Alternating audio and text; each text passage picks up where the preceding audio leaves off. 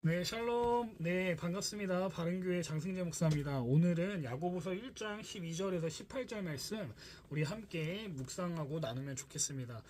네, 제가 읽겠습니다. 시험을 참는 자는 복이 있나니 이는 시련을 견디어낸 자가 주께서 자기를 사랑하는 자들에게 약속하신 생명의 면류관을 얻을 것이기 때문이라. 사람이 시험 받을 때에 내가 하나님께 시험을 받는다 하지 말지니 하나님은 악에게 시험을 받지도 아니하시고 친히 아무도 시험하지 아니하시느니라. 오직 각 사람이 시험을 받는 것은 자기 욕심에 끌려 미혹됨이니 욕심이 잉태한즉 죄를 낳고 죄가 장성한즉 사망을 낳느니라. 내 사랑하는 형제들아, 속지 말라. 온갖 좋은 은사와 온전한 선물이 다 위로부터 빛들의 아버지께로부터 내려오나니 그는 변함도 없으시고 회전하는 그림도 없으시니라. 그가 그 피조물 중에 우리로 한 첫 열매가 되게 하시려고 자기의 뜻을 따라 진리의 말씀으로 우리를 낳으셨느니라. 아멘. 네, 오늘 저는 이 말씀 중에 이 구절이 참 마음에 많이 와닿았는데요. 좀 많이 생각해 보게 된 것 같습니다. 사람이 시험을 받을 때 하나님께서 시험을 우리를 하신다라고 말하지 말래요. 우리는 대부분 어떤 어려움이 우리에게 닥쳐왔을 때 하나님이 지금 나를 시험하시는 건가? 마치 아브라함을 시험하시듯이 나에게 이 어려운 것을 지금 허락하신 이유가 뭘까라는 경우가 참 많은데, 여기서 시험은 하나님께서 유혹, 그러니까 템테이션, 영어로 하면 템테이션이죠. 우리를 유혹한다라는 게 아닙니다. 우리가 죄를 짓도록 유혹하는 그런 사탄처럼 우리를 시험하시는 게 아니라는 거예요. 여기에서는 그 말을 지금 쓰고 있는 겁니다. 그리고 그래서 하나님은 악에게 시험을 받지도 아니하시고 친히 아무도 시험하지 아니하신다라고 말씀하고 계시는 거예요. 유혹하지는 않으십니다. 그러나 아브라함처럼 그 믿음이 더욱더 성장할 수 있도록 훈련을 시키시기 위한 테스트는 하실 경우가 있다라는 것이죠. 우리가 이것을 잘 구분할 필요가 있습니다. 그래서 하나님은 우리가 죄를 짓도록 유혹하시는 분이 아니라는 거예요. 우리가 하나님 뜻대로 살고 싶어 하지 않는 경우에 우리를 그냥 어기도록, 그 하나님의 뜻대로 살지 않도록 내버려 두시는 경우는 더 있다라는 겁니다. 그런 의미에서 하나님께서는 우리가 감당할 수 없는 시험 외에는 허락하지 않으신다라고 지금 말씀하세요. 우리 고린도전서 10장 13절을 보면 누구나 겪는 시험 이외에 여러분에게 닥칠 시험은 없습니다. 하나님은 신실한 분이셔서 여러분이 감당할 수 있는 능력 이상의 시험을 당하도록 내버려 두지 않으십니다. 그리고 여러분이 시험을 당할 때에 시험을 견디고 거기서 빠져나올 수 있는 길을 주십니다. 아멘. 여러분, 이게 얼마나 은혜로운 말씀입니까? 큰 위로가 되지 않으십니까? 하나님이 저와 여러분들이 미혹되어서 당하는 그 여러 시험들의 원인 제공자가 되시지 않는다 정도가 아니라 아예 감당하지 못할 시험은 주지도 않으신다라고 지금 말씀하시는 거예요. 그런데 더 놀라운 것은 감당하지 못할 시험 당함으로부터 우리를 보호하시는 것에 만족하지도 않으신다라고 하십니다. 도리어 우리 하나님은요, 시험을 당하는 우리들의 고난의 현장 속에 참여하시고 지금도 함께하고 계신다라고 말하고 있다는 거예요. 히브리서 2장 18절입니다. 쉬운 성경입니다. 주님은 시험받는 자들도 도와주실 수 있습니다. 왜냐하면 예수님께서 직접 고난당하고 시험을 받으셨기 때문입니다. 아멘. 이분이 바로 우리의 아버지 되신다는 거예요. 사랑하는 성도 여러분, 하나님이 우리가 죄를 짓도록 내버려 두신다면요, 그만큼 비참한 것이 없습니다. 차라리 우리를 혼내시고 돌이키게 하시는 것이 우리에게 복이라는 거예요. 그런데 우리 하나님은 우리를 그저 보호하는 것으로 끝내지 않으시는 분이시라고 합니다. 매일같이 우리를 위해 눈물을 흘리시며 기도하시며 우리가 예수 그리스도의 장성한 분량까지 살아낼 수 있도록 기도하며 돕고 계신다라고 말씀하세요. 한번 확인해 볼까요? 로마서 8장 26절입니다. 이처럼 성령께서는 우리의 약함을 도와주십니다. 우리는 무엇을 기도해야 하는지도 모르지만 성령께서는 말로 다 표현할 수 없는 간절함으로 우리를 위해서 중보기도를 하십니다.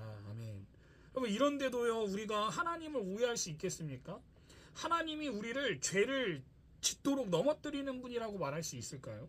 그분은 결코 우리를 버리지 않으시는 분이라는 거예요.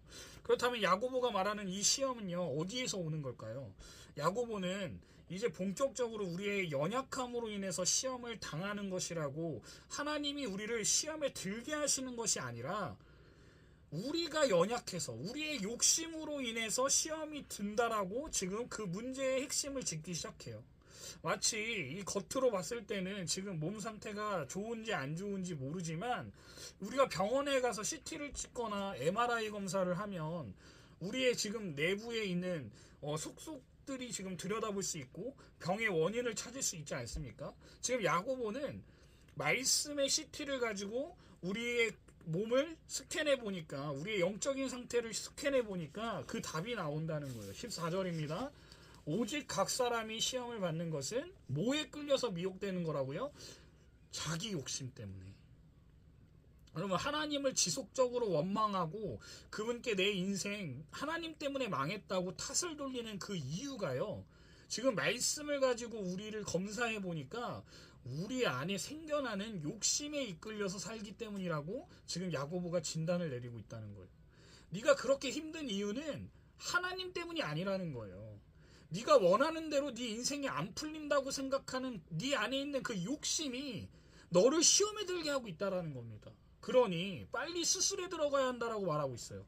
야고보는 이 14절과 15절에 사람이 자신의 잘못된 욕심에 의해서 사망에 이르는 전 과정을 세밀하게 그리고 단계별로 묘사하고 있음을 볼 수 있습니다. 우리가 단계를 나누자면 무려 6단계나 돼요. 자, 먼저 욕심에 이끌리고요. 또 욕심에 걸려들게 됩니다. 그리고 그 욕심을 받아들이게 되면 그 욕심이 시간이 지나면서 어떤 게 발생돼요? 죄라는 생명으로 잉태된다는 거예요. 이 잉태된 이 죄는요, 점차적으로 자라게 되고 결국 죽음에 이르게 된다라고 야고보는 지금 생물학적 변화 과정을 나타내는 단어를 사용해서 지금 매우 실감나게 보여주고 있습니다. 그렇다면 왜 우리는 욕심에 이끌리는 걸까요? 그 이유는 하나라는 거예요. 이제 우리가 하나님의 자녀가 되었는데 이 땅에서 거주하며 살다 보니까 그 사실을 잊어버리고는 하나님이 주신 물질들을 더 사랑하는 두 마음을 우리가 품기 때문에 우리 안에 시험이 찾아온다라고 말하고 있는 겁니다. 사실 우리가 아무리 믿음으로 인내하면서 하루하루를 견디면서 산다고 하지만 세상에서 우리를 유혹하는 권력이나 물질, 이 세속적인 성공이 아무리 부질없는 것이라고 우리가 아무리 말씀을 듣고 목사님들의 설교를 듣고 제자반을 듣고 무슨 별 프로그램을 다 해도요, 그래서 우리가 깨닫는다고 해도 여러분 이걸 내려놓기가 쉽습니까? 쉽지 않아요. 여러분, 그러면 우리는 평생 이렇게 살다가 주님을 만나는 게 맞는 걸까요? 예수님을 믿고 예수님을 사랑한다라고 말하지만 하나님보다 세상이 나를 더 행복하게 해줄 수 있을 거라고 생각하는 걸 붙든 상태로 아직도 하나님과 세상을 사랑하는 그 두 마음을 포기할 수 없다고 이렇게 사는 것이 뭐가 나쁘냐고 정당화하면서 우리는 인간이기 때문에 어쩔 수 없다고, 우리는 예수님이 아니라고 말한다면 하나님이 그래 나도 다 안다라고 그렇게 살아도 뭐라 하지 않을게라고 하나님이 우리에게 말씀하실까요? 마태복음 6장 24절입니다. 예수님은 그렇게 말씀하지 않으세요. 아무도 두 주인을 섬기지 못한다. 한쪽을 미워하고 다른 쪽을 사랑하든지 한쪽을 귀중히 여기고 다른 쪽을 업신 여길 것이다. 너희는 하나님과 재물을 섬길 수 없다. 아멘. 그렇다면 어떻게 하면 우리의 욕심을 받아들이지 않고 죄가 장성하여서 사망에 이르지 않을 수 있는 이 두 마음을 품지 않을 수 있을까요? 여러분, 지금 지고 있는 것보다요, 이 땅에서 주신 것들이 나를 더 행복하게 해준다고 나를 증명해주고 지켜줄 수 있을 거라고 생각했던 것들을 하나님 앞에 내려놓는 방법밖에 없습니다. 그러기 위해서는 지금 저와 여러분들을 지켜줄 거라고 생각하는 그것보다 더 크고 귀한 걸 내 손에 쥐고 있다는 사실을 우리가 깨닫게 될 때 이 땅에서 지금 우리가 쥐고 있는 것이 얼마나 하찮은 것인지 느낄 때 우리는 자연스럽게 그것들을 놓게 될 수 있게 된다는 겁니다. 그것이 무엇이겠습니까? 하나님이 우리의 아버지가 되신다는 것 아니겠어요? 이보다 더 놀랍고 신비롭고 감격스럽고 또 엄청난 것이 어디 있겠습니까? 여러분, 만물의 주인이신 하나님이 나와 함께 하시는데 도대체 왜 우리는 썩어지고 더러워지고 새하여질 이 세상의 것들로 마음을 빼앗겨서 우리 안에 욕심을 받아들이고 그 욕심을 채우기 위해서 죄를 짓냐라고 지금 야고보가 말하고 있는 거예요.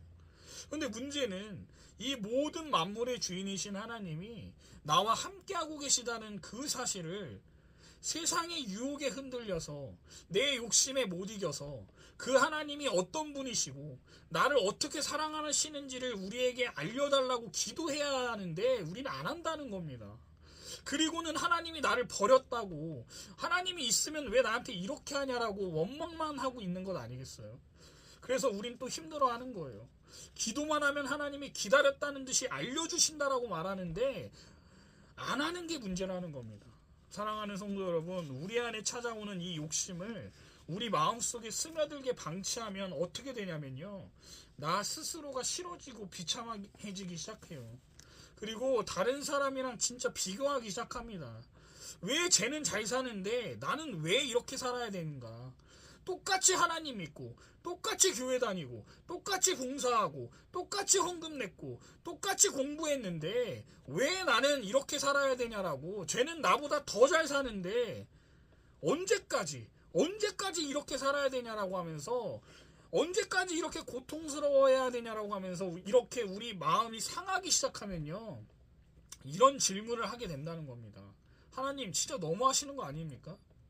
하나님 왜 나는 지금 이렇게 살아야 되는 겁니까? 하나님 진짜 살아 계십니까? 아니, 하나님 진짜 나를 상관하고나 계시고 계시는 겁니까?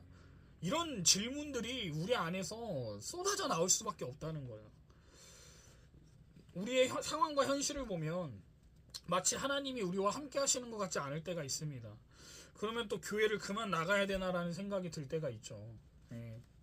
하나님의 능력을 의심하는 동시에 하나님의 사랑을 의심하기 시작한다는 거예요. 이럴 때 우리는 우리의 힘으로 뭔가를 하려고 하기 시작합니다. 그러면 하나님의 뜻과는 다른 인생을 살기 시작해요.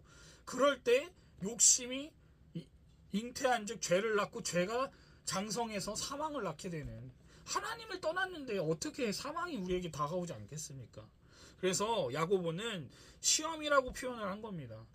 그 시험은 어디서 나온다고요? 바로 우리의 욕심에서 나온다는 거예요. 우리는 이러한 유혹에 넘어가지 않도록 욕심을 버려야 합니다. 욕심이 우리를 유혹으로 이끌지 못하도록 포기할 것은 포기하고, 내어줄 것은 내어주고, 내려놓을 것은 내려놓는 이 믿음의 결단과 실행을 지속적으로 해야 된다는 거예요. 시험을 그래서 참는 자는 복이 있는 거예요. 예수 믿는 사람의 복은 만사형통이 아니고요, 하나님이 주시는 시련을 잘 견디는 사람이라고 야고보는 우리에게 설명합니다. 그러나 우리가 교회 안에서 조심해야 되는 것이 있어요.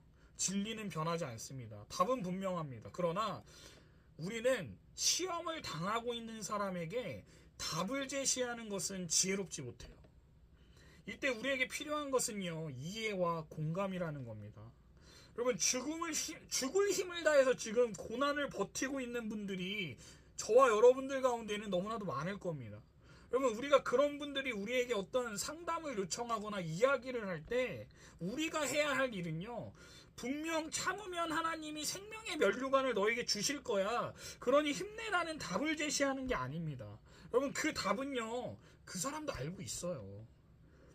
알지만 현실이 너무나 무겁고 어렵기 때문에, 고난은 현실이고 답은 먼 미래이기에 시련은 당장 함께 있고 답은 너무도 멀리 있는 상황이기 때문에 그런 신학적인 말이 그 사람에게 위로가 되지 않습니다. 여러분, 어려운 일을 당해서 힘들어하는 성도님들이 혹시 여러분들 주변에 계신다면 여러분 그냥 그분들의 편이 돼주세요. 정답을 말하지 말고요, 그냥 그 사람을 그대로 인정해주고 이해해주고 알아주고 공감해주라는 겁니다. 이 목사님들이 이게 참 잘 안 되는 것 같아요. 저부터가 안 됩니다. 이게 막 가르치려고 그래요. 이걸 막 신학적으로 풀려고 그래요. 믿음이 없어서 힘들어하는 것이 아니란 말이에요. 그 사람들이 믿음이 있지만 현실이 어려워서 그런 겁니다.